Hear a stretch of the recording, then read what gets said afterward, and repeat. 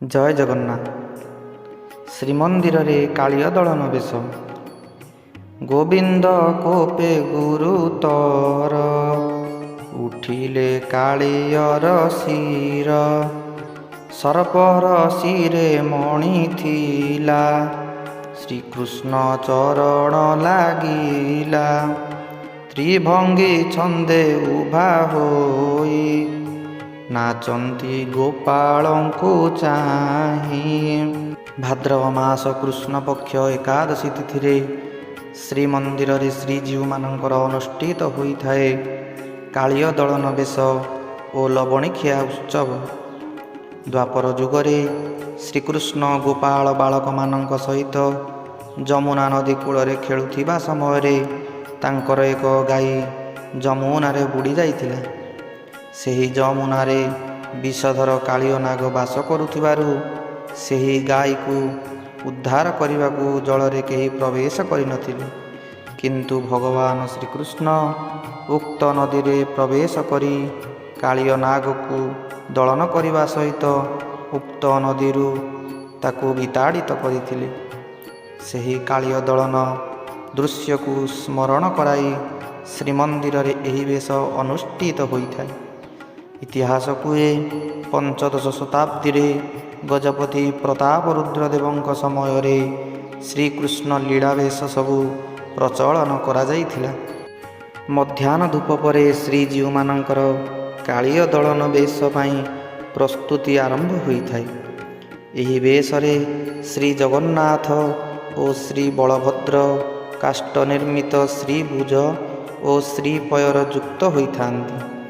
ଏହି ବେଶରେ ଲାଗି ହେଉଥିବା ସାତଫେଣିଆ କାଳିଅ ଦଳନ ସର୍ପ 30 ଫୁଟ ଲମ୍ବାର ହୋଇଥାଏ। ଏହା ଦର୍ଜି, ଚିତ୍ରକାର ଓ ସୋଲ କାରିଗରଙ୍କ ଦ୍ୱାରା ସୂତା, ବେତ ଓ କନା ଦ୍ୱାରା ନିର୍ମିତ ହୋଇଥାଏ। ଏହି ସର୍ପ 4ଟି ଭାଗରେ ବିଭକ୍ତ କରାଯାଇଥାଏ, ଯଥା 2ଟି ଗଣ୍ଡି, 1ଟି ଅଂଶ ମୁଣ୍ଡ ଏବଂ 1ଟି ଅଂଶ ଲାଞ୍ଜ ହୋଇଥାଏ। ସର୍ପଟିର ସମସ୍ତ ଶରୀର କଳା କନାରେ ଆବୃତ ହୋଇଥାଏ। ସର୍ପଟିର ଏହି 4 ଅଂଶ ପୁଷ୍ପାଳକ ସେବକମାନଙ୍କ ଦ୍ୱାରା ରତ୍ନସିଂହାସନ ଉପରେ କରାଯାଇଥାଏ। ସେଠାରେ ସର୍ପର ସମ୍ପୂର୍ଣ୍ଣ ଶରୀରକୁ ଖଞ୍ଜା ଯାଇ ସପ୍ତଫେଣିଆ ମସ୍ତକଟି ଶ୍ରୀଜଗନ୍ନାଥଙ୍କର ଶ୍ରୀପୟର ତଳେ ରଖାଯାଇଥାଏ। ଅବଶିଷ୍ଟ ଅଂଶ ମହାପ୍ରଭୁଙ୍କ ସମଗ୍ର ଅଙ୍ଗକୁ ଆବୃତ କରି, ଅର୍ଥାତ୍ ଉପର ଦେଇ ବାମ ହସ୍ତରେ ଲାଞ୍ଜଟି ରହିଥାଏ। ମହାପ୍ରଭୁ ଦକ୍ଷିଣ ହସ୍ତରେ ଅମୃତ ଲଡ଼ୁ ଧାରଣ କରିଥାନ୍ତି। ଶ୍ରୀ ବଳଭଦ୍ର ଦଣ୍ଡାୟମାନ ଭଙ୍ଗୀରେ ରହି ବାମ ହସ୍ତରେ ସୋଲ ନିର୍ମିତ ପଦ୍ମ କଢ଼ି ଓ ଡାହାଣ ହସ୍ତରେ ଅମୃତ ଲଡ଼ୁ ଧାରଣ କରିଥାନ୍ତି। ସୂଚନାଯୋଗ୍ୟ ଯେ ଏହି ଅମୃତ ଲଡ଼ୁ ଶ୍ରୀ ଜଗନ୍ନାଥ ବଲ୍ଲଭ ମଠ ପକ୍ଷରୁ ଯୋଗାଇ ଦିଆଯାଇଥାଏ। ମା ସୁଭଦ୍ରା ସାଧାରଣ ବେଶ ଧାରଣ କରିଥାନ୍ତି ଓ ବଳଭଦ୍ରଙ୍କର ଦୁଇ ପାର୍ଶ୍ୱରେ ଗୋଟାଏ ଲେଖାଏଁ ଗାଈ ବାଛୁରୀ କାଷ୍ଠ ନିର୍ମିତ ଦଣ୍ଡାୟମାନ ହୋଇଥାନ୍ତି।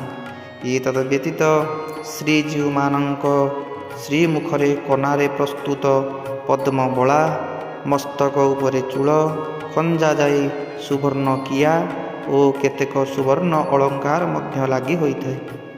ଏହି ବେଶ ସନ୍ଧ୍ୟା ଧୂପ ଶେଷ ହେବା ପର୍ଯ୍ୟନ୍ତ ରହିଥାଏ। କଥିତ ଅଛି, ଏହି ବେଶରେ ଲାଗି ହେଉଥିବା ଲଡ଼ୁ ଖାଇଲେ ସର୍ପ ଦଂଶନ ଯୋଗ ଥିଲେ ତାହା କଟିଯାଏ। ଜୟ ଜୟ ଜଗନ୍ନାଥ, ଜୟ ଜୟ ଜଗନ୍ନାଥ, ଜୟ ଜୟ ଜଗନ୍ନାଥ।